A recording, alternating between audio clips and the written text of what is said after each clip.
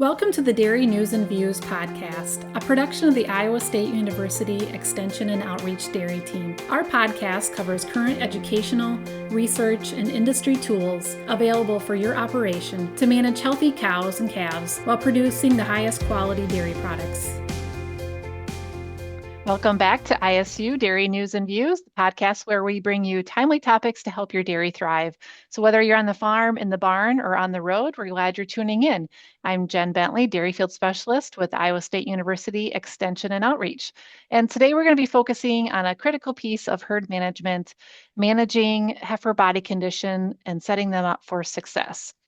We know that our heifers are the future of our herd, but managing their growth and condition can sometimes feel like a black box. We oftentimes get them through the milk fed phase, the transition phase, and then we sometimes won't worry about them until we bring them back for breeding. So we're going to dive into that a little bit more today.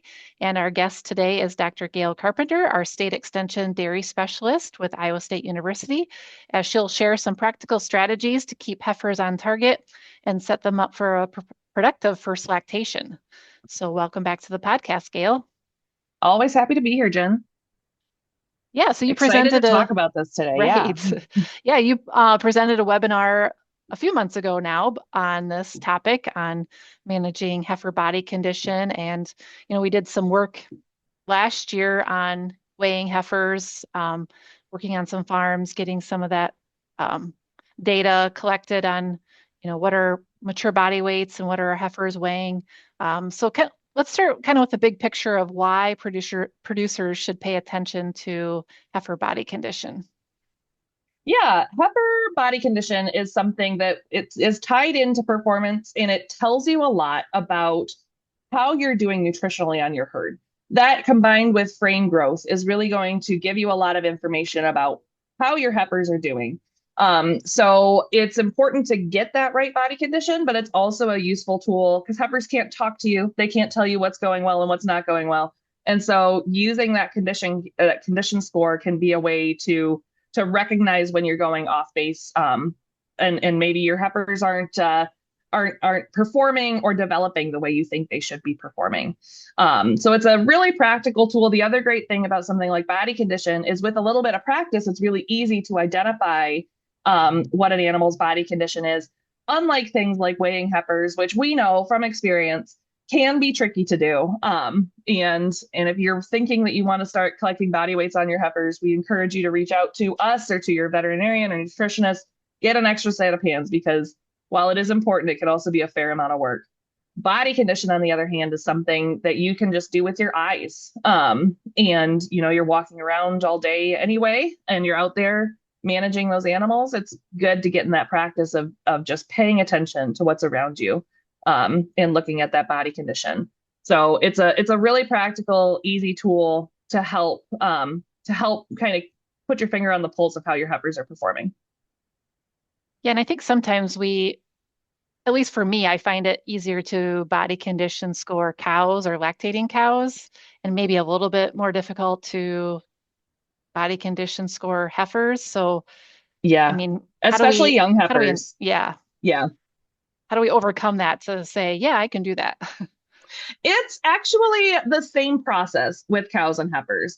So you're basically training yourself to look for landmarks. I'm sure, so those who are listening know that body condition score in heifers or in dairy cattle is on a 1 to 5 scale, where 1 is excessively thin and 5 is excessively overconditioned. And it's the same scale for cows and heifers, and the landmarks are the same. So when I'm talking about landmarks, the first place we're looking when we're looking at body condition is the hips and the pins. So that rump area is what we're looking at. And that's also really handy because if you're like locking up heifers for breeding, for example, that's going to be what you're looking at anyway. So it's a good place to start looking. The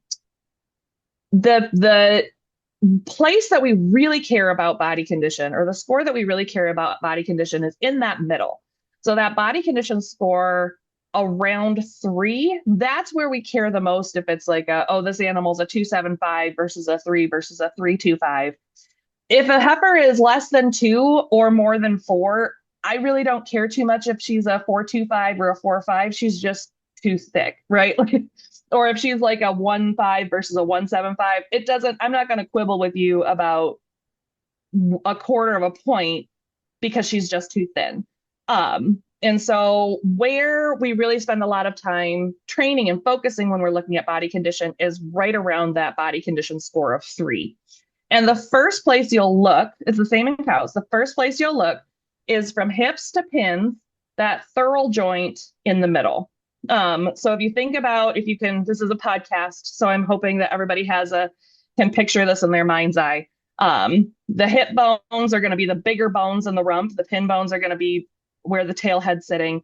And then the theral is going to be that lump in the middle that you see from the side. And that's the joint where the leg attaches to the pelvis, basically. And so if you are looking at a heifer and you mentally draw a line from hips to thorals to pins, does that line look like a U shape, like a kind of a gentle U shape? Or does it look pretty sharp and angular and more like a V? If she's a V shape, she is, if it's a V, that more sharp and angular, she's a 3 at the most, right? She cannot score any higher than a 3 if it's that sharp angular V. If it's more of a U and she's got a little bit more padding there, she's over a 3. And then from there, we're going to look behind the animal and we're going to take a look at some of the tail head ligaments. So if you can see both, or the ligaments that attach those pelvic bones, the hips and the pins to the spine. And if you can see both of those ligaments still, she's a 3.25. If you can only see the ligaments at the hips, she's a 3.5. And if you can't see any ligaments at all, she's a 4 or greater. And if she's a 4 or greater, she's probably overconditioned again. So we're not too worried if she's a 4.25 or not. I'm sure a lot of people are listening to me talk and they're like, I cannot picture this at all. And I know a lot of people who are visual thinkers are probably really frustrated right now with what I'm saying. I encourage you, there are some great resources out there. And Google Elanco body condition score. And Elanco has put together a really great flow chart that you can use to kind of identify, and they kind of walk through the different landmarks on the cow's body to identify what you should be seeing based on what body condition score that animal is. But the main takeaway, if you're sitting here and maybe you're driving, you can't just go Google things because you need to keep your hands on the wheel. The main thing I want you to take home here is that those hips, thorals, and pins, does it look like a U or does it look like a V? And that's going to tell you if she's over or under that body condition score of 3. Yeah, that's a good point. And I can include that in the show notes too, the link to that body condition score guide, because I think that is a really good visual at first, especially when you're first getting used to body condition scoring, just to have that with you, print it out and take it with you in the barn. But I think as you get used to it, you kind of start to pick those things up just visually. Especially if you have headlocks, you can just walk those animals. And what I find is you might have extremes in your pen too, where you have a really skinny animal and you have a really overconditioned animal. Then you can start to see okay, here's where I want to be, that kind of the middle ground of body condition.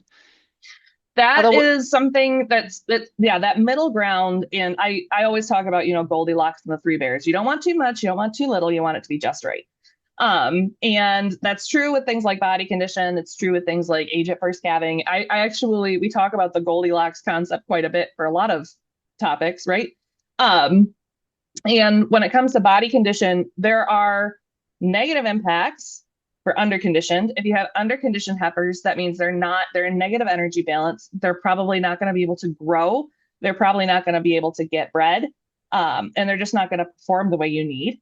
Overconditioned heifers, on the other hand, you might see issues with calving, and problems calving, problems with that transition. You might also see there's some evidence that putting on a lot of extra body condition can cause them to, they don't develop their mammary systems as well as they might.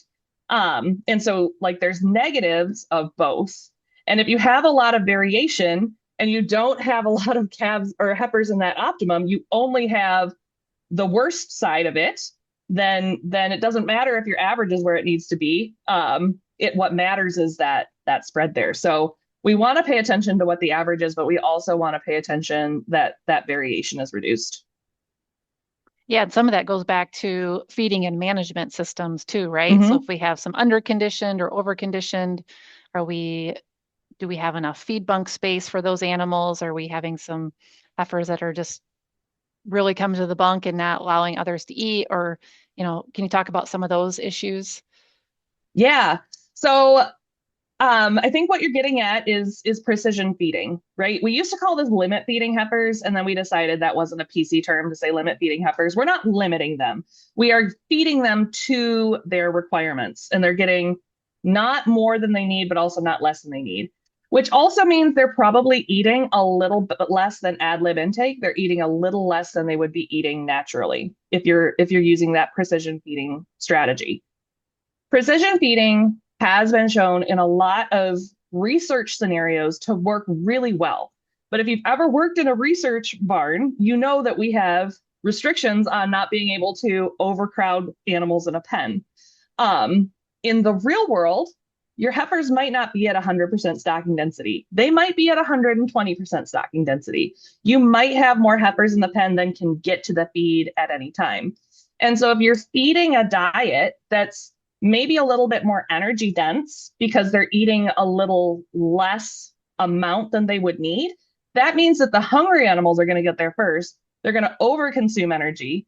And then the animals who are a little bit more timid and not those boss cows or boss heifers, they're going to get whatever's left over.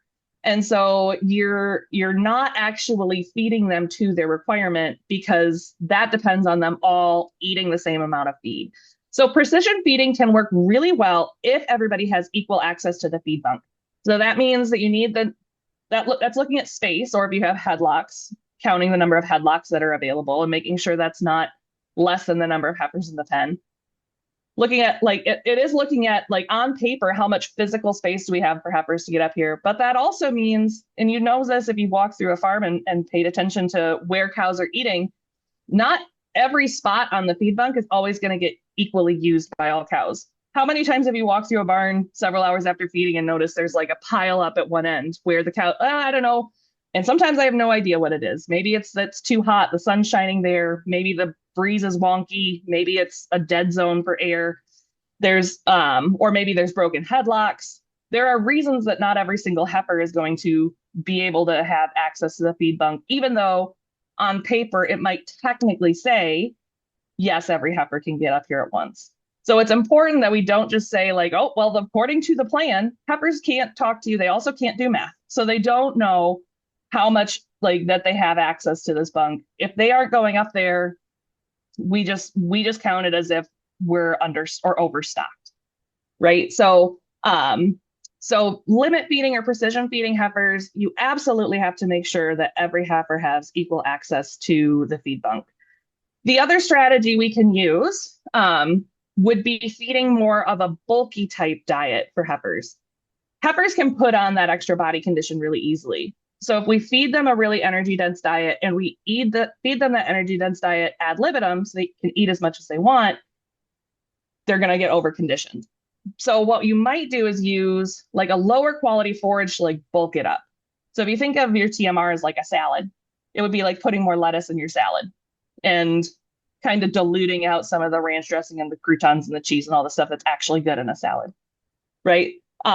So we might use lower quality forages. So that could be lower quality grass hays.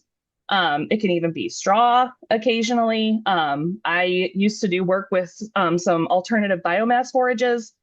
We fed switchgrass to dry cows, but it would work for heifers as well to it gives them something to eat and feel full and kind of give them that gut fill without actually overfeeding energy.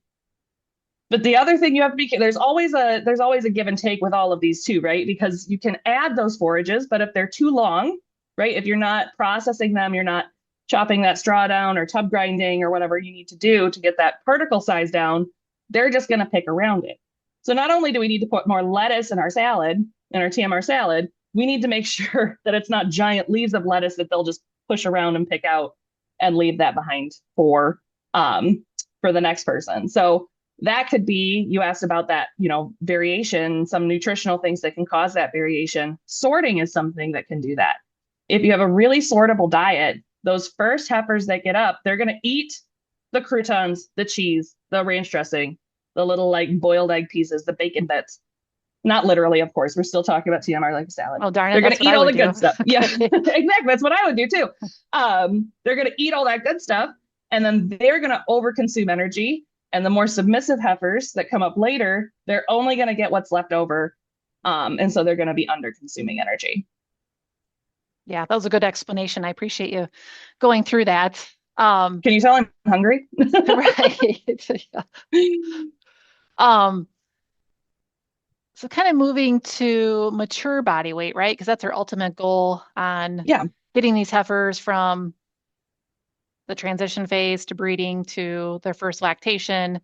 And what I found from our work that we did last year weighing heifers, we really have to know mature body weight because not every farm is going to have the same mature body weight. So how does that mature body weight influence how we feed or how we grow our heifers? Yeah. People who have been paying attention to our programming for a couple years will have heard me talk about mature body weight a lot. And mature body weight is an important part of understanding those benchmarks for where heifers have to be bred, what size they have to be bred at in order to calve in at the right size. But whenever I have this conversation, I always point out that is assuming that they're at an appropriate body condition.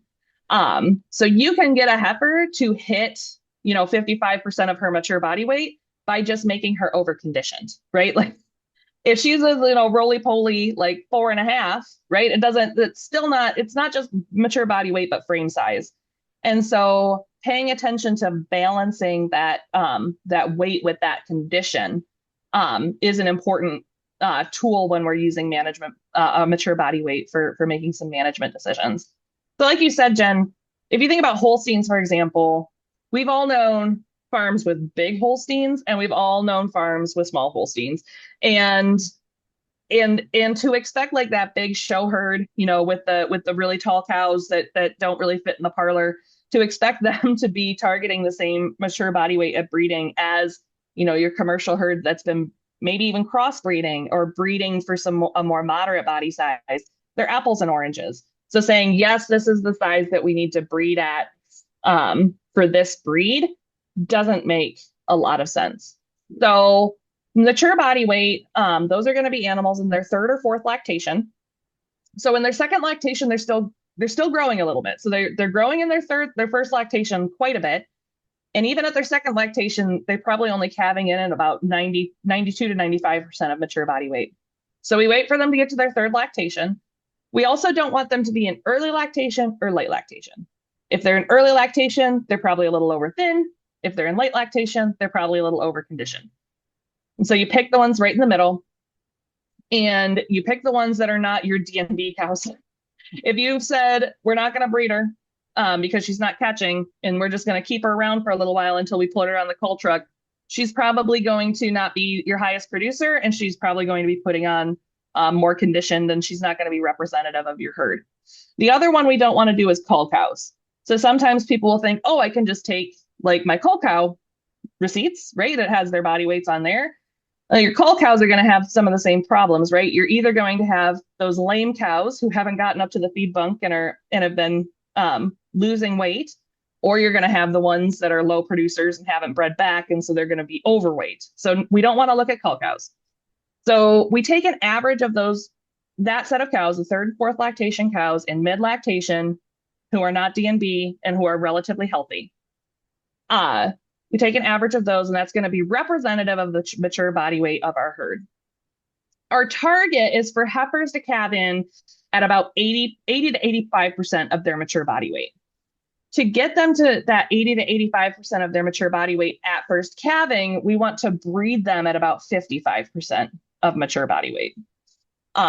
Mature body weight / frame. So weighing animals can be kind of a pain. I'm not expecting everybody to do that for every single heifer that walks across their farm. Some people like to draw a chalk line on the wall, or have some sort of visual marker to be able to say like, okay, when their hip height is this high, that's when we're going to breed them. And that also can come from that same measurement. So measuring mature body weight as well as mature frame size. It also impacts, mature body weight's also important because it impacts that animal's actual requirements too. So as an animal gets closer to her mature body weight, she's going to have an easier time putting on fat and a harder time putting on protein. And so you can have two animals that are the same age and the same current body weight, but if they are not the same percent of their mature body weight, they're going to have slightly different fat versus protein requirements. That animal that's closer to her mature body weight, if you feed her a high energy diet, she's going to have a really easy time putting fat on, and she's probably going to be limited on protein. So it actually doesn't just impact those benchmarks, which is what I kind of first thought when I was reading on this and studying more about this. I was like, well, obviously we need to know mature body weight, so we know what 55% of mature body weight is. But it's more than just that. It actually impacts that software that your nutritionist is using. It impacts those predictions and calculations that they're using to be able to decide how much energy and how much protein that heifer needs. It's a good way to look at it. So it's not only benefiting you, it's benefiting your nutritionist and probably your Yes. veterinarian and Yep. basically your dairy team, right? Exactly. If you know those, it's going to help them be able to help you. Exactly. Yep. I want to go back to feeding because I had one more comment on the feeding side of things because I get this a lot and I've seen it a lot where we have refusals from the milk cows, right? And we don't want to just throw it away. So we give it to our heifers to clean up. What are your thoughts on that and how should we manage that? It can work. Oh, it can work well. I like to see people diluting it though. Because that diet was balanced, especially if it's for like a high cow group. That diet was balanced for an animal with a lot higher energetic needs. They need a lot more energy to make milk than a heifer does to be able to grow. And if you just take her leftovers and give it to the heifers, you need to have a way of limiting that energy intake. So it could be, if you have facilities that you can do precision feeding on, it could be that you're just precision feeding it. Or maybe you mix in some of those lower quality forages and make it a little bit more dilute. But I want to make sure that you're not just taking that and then feeding it right back. In theory, if you have a really sortable diet, it might be a little bit lower energy than it was when you mixed it, if the lactating cows have already picked out all the good stuff. But in practice, it's still probably much higher energy than those heifers really need. It's also a lot harder to do in the summer.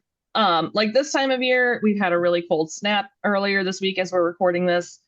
Your feed is pretty well preserved outside. In the hot weather, that is not the case. And if you're feeling like your refusals are already starting to heat up, maybe you're seeing a little bit of steam, like if you have some of that heating in the bunk, you're probably going to be losing, you might have some food safety issues basically. And if it's spoiling, that's probably not something you necessarily want to feed to heifers either. So it can be a good practice, but it's not as easy as just like turning around and feeding that right back to your growing heifers. Yeah. And I think we've probably come quite a ways in the industry as far as feeding for a minimum refusal, right? I mean, our farms have goals of less than 10% refusal, 5% refusal. Yeah, 10% would be really high. Yeah. So we even 5% would be high for some farms. So I think you're right. As an industry, we've gotten better about even precision feeding our lactating cows. Although I still see farms, we want to feed to the slick bunk. When is your bunk slick, right? If you're feeding at 4 and they finished all their feed at 3:30, perfect. If you're feeding at 4 but they finished all their feed at 10 p.m., not good. And we've done some work on that before too. Our shop has with some like time lapse cameras and things like that, so that we can monitor some of those things and see what the cows are actually telling us. But yeah, if you have so much refusals, I think this is your point. If you have so much refusals that you don't know what to do with them and you have to feed like dump a bunch to the heifers, maybe just stop feeding the lactating cows so much. Yeah. Yeah. Or it might be a good conversation to have with why do I have so much refusal, right? I Right. mean, Right. Yep. what's going on with the diet, or is there, Yeah. are the pen numbers messed up too, right? I've had that Yep. happen where Yes. I thought I had this many cows in the pen, but we dried up cows 2 days ago. So now I have Yep.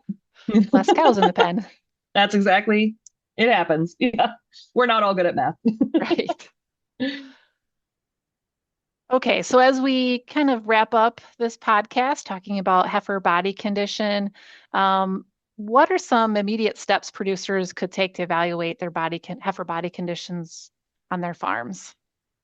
I think the first thing to start doing is just paying attention, right? Like you don't have to stress about, oh, is she a 3.5? Is she a 3.25?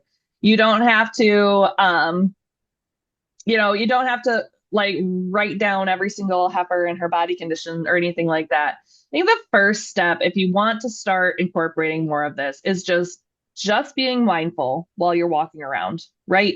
It's really easy. You're doing those chores every day. It's really easy to kind of zone out. Just practice looking. More is Dr. Jardin, our extension veterinarian, one of his favorite quotes that he was just talking to us about not too long ago was more is missed by not looking than not knowing. And I've had producers say that before, like, oh, I just don't know. I'm just not very good at body condition scoring. I just don't know what I'm doing. Don't stress about actually assigning that condition. Think about what you're seeing in front of you. Do you see a lot of cows that look, or heifers that look different from each other, right? So the first thing is to just start paying attention. It's not a bad idea to bring in a fresh set of eyes too. And it's easy to get barn blindness and just think that this is how my heifers look and kind of lose the, like, you see them every day and they look the same as they do every day. It never hurts to bring in a fresh set of eyes and say, hey, like, you take a look around. What do you think my heifers look like? Whether that's an extension specialist or a veterinarian or even your local dairy challenge team doing some practices like that. So just it doesn't have to be overwhelming. I know we just dumped a bunch of information on you, but it doesn't have to be a really complicated process. Just open your eyes and look around and start paying a little bit of attention. If you feel like you want somebody else to guide you and gut check you and see if they're seeing the same things you're saying, reach out to one of us. Sounds like a plan. Yeah. All right. Well, appreciate you being on the podcast, Gail, talking about heifer body condition. And we know that's a key driver of herd performance and profitability as we take a look at those heifers entering in their first lactation. So, by measuring, managing, and adjusting those, we can set those heifers up for success and have our future herd there set them up for success. So thanks for sharing those insights. I'll also link the webinar that you host or that you did on this topic in our show notes here today. And if you have any other information or any other questions, you can certainly email us at any time or call us. We're always available for answering questions. And again, I want to thank you for being on our podcast, Gail. Happy to be here. It's always a pleasure. Thanks for listening to Dairy News and Views from ISU. And until next time, stay safe, stay informed, and keep making a difference in the dairy industry. This institution is an equal opportunity provider. For the full non-discrimination statement or combination inquiries, go to www.extension.iastate.edu/diversity/EXT.